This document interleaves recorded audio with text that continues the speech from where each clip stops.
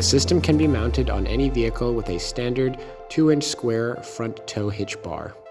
The unit is wheeled to the vehicle and raised to tow bar height using the scissor jack supplied and connected securely to the tow bar. The tow bar received is modified with bolts to prevent movement after fitting. The height, level, and alignment of the system relative to the road surface is adjusted to ensure the correct 30-meter geometry is maintained. When not surveying, the system may be simply raised for additional road clearance and quickly returned to survey position as required. 2 cables are connected to the system: 12-volt power cable from the battery and an Ethernet cable from the driver tablet.